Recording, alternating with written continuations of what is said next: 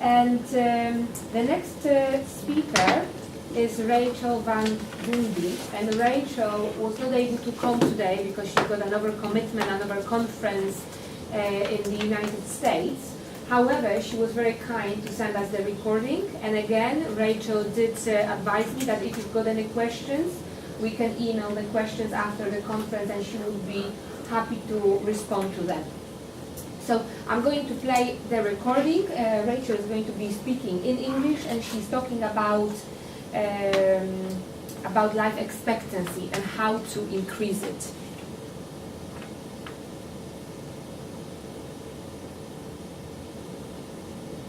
Good morning, Madam Chair, delegates, ladies and gentlemen. I would like to take this opportunity to thank you for inviting me to participate in this meeting.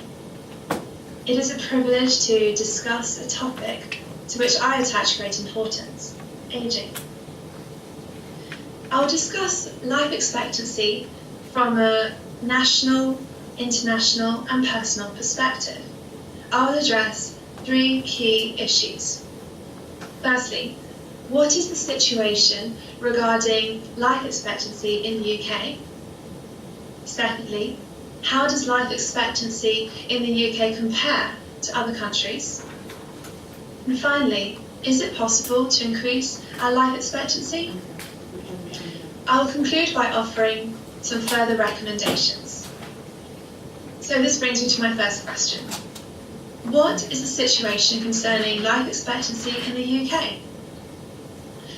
On the PowerPoint, you can see three elderly individuals.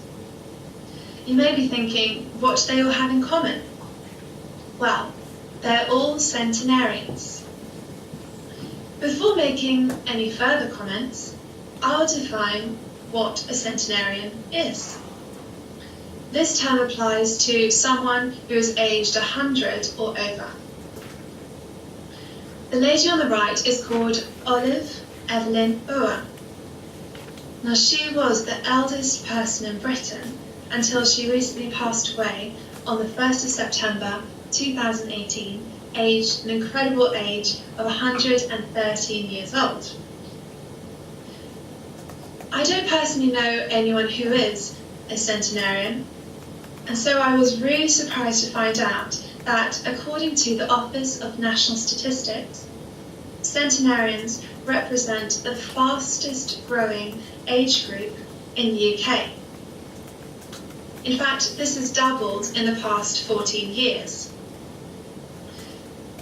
But although they represent a very small proportion of the total UK population, the numbers have grown rapidly. Female centenarians outnumber male centenarians by 5 to 1. Also, the number of people in the UK who are aged 90 or above was the highest ever last year. Excuse me. The main reasons for an increased aging population can be attributed to different factors. Healthier eating habits, improvements in treating illnesses such as heart disease, and also housing and living standards have improved. And finally, smoking has decreased. However, it is important to bear in mind that people aged 90 and above make up less than 1 in 100 in the population, so there is still a lot of room for improvement. Life expectancy in the UK is 79.2 for men and 82.9 for women. And this brings me to my second question. How does life expectancy in the UK compare to other countries? There is a league table which ranks each country in order of life expectancy. I refer to a few examples, dividing them into two categories. The first, countries moving down the league table, and secondly, those moving up. So countries where life expectancy is decreasing include Japan, USA, and Lesotho.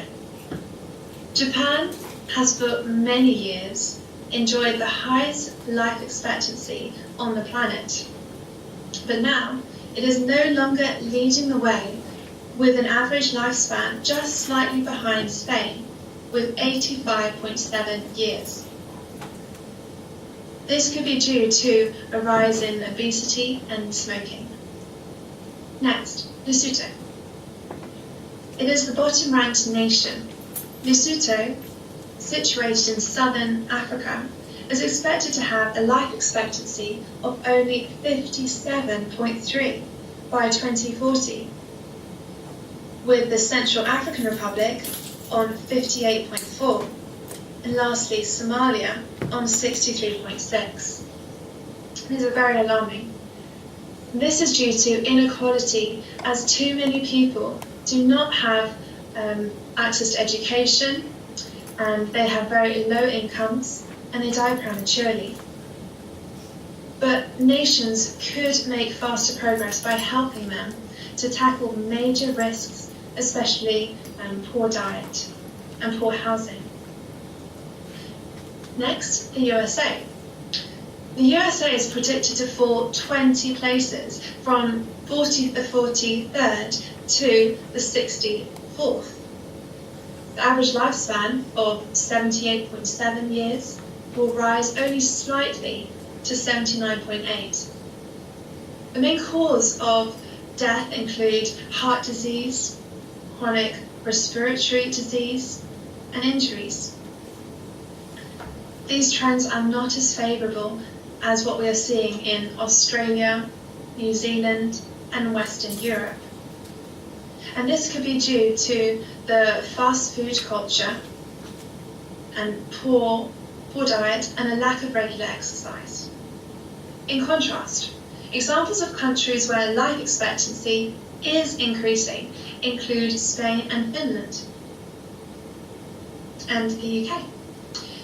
So Spain. People in Spain are predicted to have the longest life expectancy in the world by 2040, beating Japan, as I said, in second place. Much of the reason for this is the Mediterranean diet. The Spanish are expected to have an average lifespan of 85.8 years.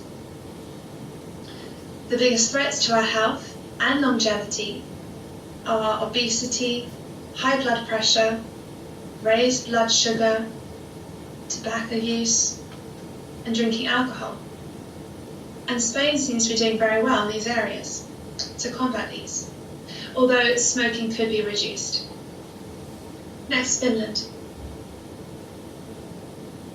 Life expectancy is rising in Finland and its Scandinavian neighbours because they have lots of preventative measures in place. These are not the measures we're used to talking about in the UK, where we tell people to try harder, to eat better, smoke less, and exercise more, implying that it's all down to the individual. Finland excels in providing healthy, free school meals for all. It takes ending child poverty very seriously. The Finns spend more on public services than many other countries, including the UK. Which brings me to the final country to discuss, the UK.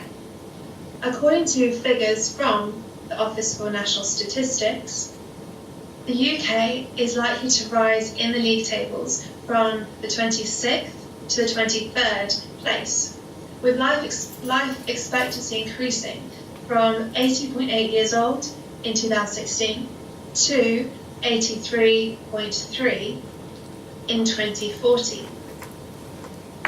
Therefore, having discussed many contributing factors, these all determine whether a country moves up or down the league table. And after analysing life expectancy from a national and international perspective, let's now discuss this from a personal standpoint. This brings me to my third and final question. Can I increase my life expectancy? According to studies, people who stick to 5 healthy habits in adulthood can add more than a decade to their lives. Researchers at Harvard University suggest these 5 steps. Firstly, have a healthy diet rich in fruit, vegetables, whole grains, low in red meat, saturated fats, and sugar. Second, control your weight, having a body mass index between 18.5 and 25. Third, do regular exercise, at least 30 minutes a day. Fourth, drink wine in moderation. And fifth, do not smoke. So to summarise, after discussing life expectancy in different countries, it is clear that it's not just down to sheer determination, but also having access to healthcare facilities which influence life expectancy. And this brings me to my conclusion. I recommend that you do adopt a healthier lifestyle so that you can have a greater chance of joining the Centenarians Club. Thank you very much for your attention.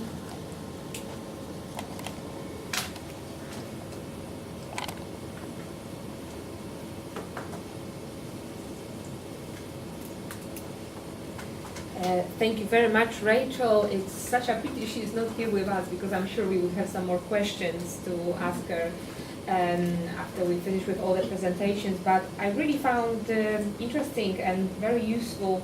She mentioned 5 steps, including healthy diet and controlling our weight, having regular exercises, drinking wine in moderation, and as you may remember, the morning speakers were actually talking about the same thing, so this must really be proving useful when it comes to increasing our life expectancy.